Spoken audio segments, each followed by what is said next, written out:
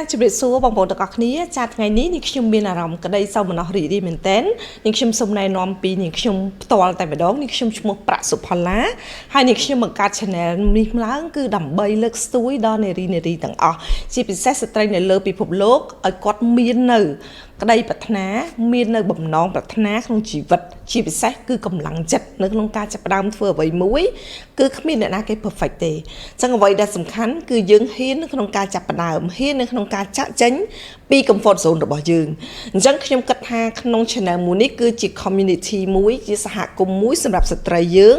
ក្នុងការដែលយើងជជែកវែកញែកគ្នារឿងរ៉ាវទាំងអស់ដែលបានកាត់ឡើងពួកខ្ញុំដឹងថាមនុស្សស្រីគឺគាត់មាននៅសម្ពាធជាច្រើនគឺដែលបងបរិះខ្លះគឺគាត់អត់ដឹងទេចាអញ្ចឹងគឺយើងទាំងអស់គ្នានៅ stay connected នៅក្នុង channel មួយនេះហើយបើសិនជាបងមាននៅចម្ងល់ឬក៏មាននៅអ្វីដែលយើងចង់ discuss នេះបងអាច comment នៅក្នុងវីដេអូទាំងអស់នេះបាន feel free តែម្ដងបងទាំងអស់គ្នានៅក្នុងការយើង discuss នេះយើងរកមធ្យោបាយដើម្បីឲ្យយើងទាំងអស់គ្នាមាននៅសេរីភាពហិរញ្ញវត្ថុទាំងសុខភាពទាំងក្រុមគ្រួសារហើយនឹងសេចក្តីសុខផ្លូវចិត្តជាពិសេសហ្នឹងគឺក្តីសុខតែម្ដងព្រោះដោយសារតែមនុស្សយើងរាល់ថ្ងៃ